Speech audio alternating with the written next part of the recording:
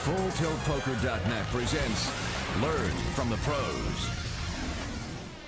I am Chris Rose, and look, I got to admit, this is my favorite part of the show. This is where four other pros that swear they're better than Howard Lederer join us for a little roundtable discussion. Sorry, Chief, that's what they told me to say. That's okay. First of all, I want to welcome Jennifer Harmon, who has won 2 World Series of Poker bracelets. How are you, Jennifer? I'm good. How are you? Doing great, thank you. Phil Ivey, 5 bracelets to his name, including 3 back in 2002. No jersey. What's going on, pal? Had to change up today. Okay, you look good. You look good. Thank you. As does Chris Ferguson, who won it all back in 2000. How are you, sir? I'm doing fine. How are you? Good. And Lane Flack, 5 bracelets to his name, but you told me earlier it should be 7. Somebody stole a couple from you this year? A couple, yeah. 2. 2. Just this year alone. All right, guys. Howard, a little earlier you told us about the problems with all-in and sometimes the mistakes that amateurs make. What are some other common mistakes that amateur players, players that are just getting started? Yeah, well, I think there are a lot of beginning players that when they play over the head, I mean, they might lose a big chunk of the bankroll or the entire bankroll. And if they stay within their comfort zone or if they stay within their bankroll, they have a chance to move up and become a much better player, in my opinion. You can move up and take shots, and then you get better. But if you lose, you can go back down and grind it out for a while. Is that what you did, though? I mean, the first time you really stepped it up, did you feel like I got to go for it? I really got to step on the accelerator right now? And then I went broke. Yeah, but who's gonna say no to her if she has to borrow?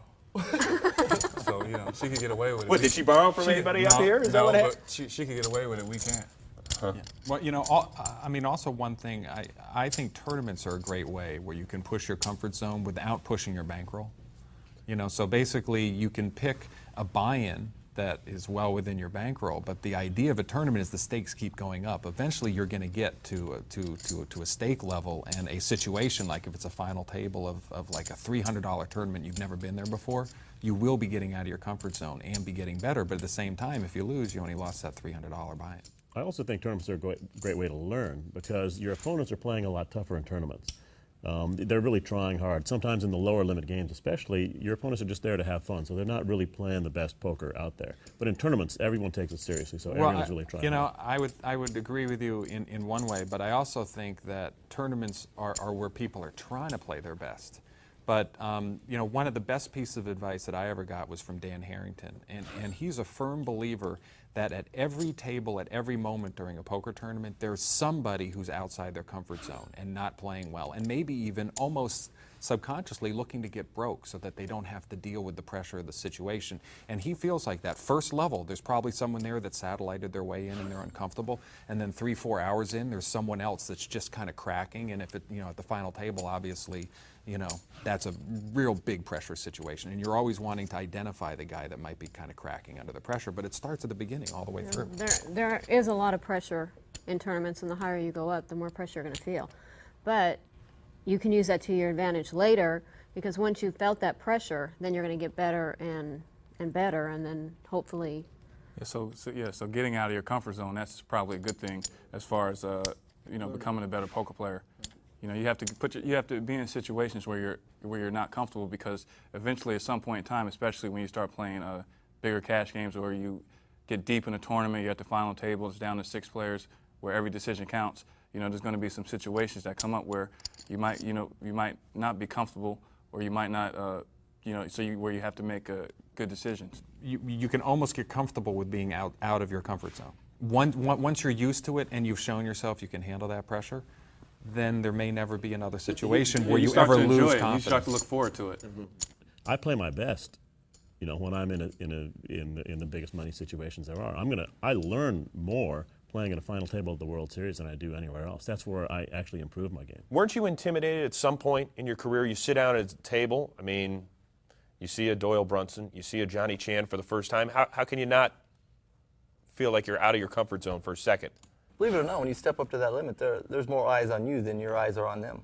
I mean, you had to build your way up there, so you're the hot shot building your way up. They're actually more intimidated by you making your way up there. They've never seen you play. You've got to see them play. Wait a second. So you're telling me that far. You wouldn't go that far? Not intimidated, but anytime anybody comes to the big game, they embrace you. Well, yeah, I agree with that. I just mean you've watched them play for years and years and years. That's true. Yeah, they have to learn. They have to figure out. They don't know anything about your play. Yeah. I would say the first time I played with Doyle, I couldn't even speak. I couldn't even get the words out. And I think that day I had more decisions to make in a poker game than I had in some of the smaller games ever. And I think, you know, having that encounter, I really learned a lot and was able to, you know. The pressure was on every decision. Well, yeah, and you start questioning yourself. You encounter a situation that you've encountered over and over again, and all of a sudden, while you're in the big game and you're playing against the best players in the world, and you start to question yourself, and that's healthy. Yeah. Maybe you start revisiting some ideas. You start to learn things. Wait, you mean it isn't quite so easy? Maybe I shouldn't be playing this hand this way every time, because then they can do this, and all of a sudden they show you those new tricks. You know, you go home and think about every decision you made, and you question it, and you run it through your head a few times. You know, you decide whether it's right or wrong for you. I mean, in order to get better, you have to challenge yourself. You have to step out of your comfort zone. Or, you know, every professional poker player does it. Well, guys, thanks for making me feel comfortable. Of course, I don't have any chips in front of me, which is probably a good thing for me. Guys, we appreciate the time. Thank you very much. To learn, chat, and play with the pros, go where they live. FullTiltPoker.com.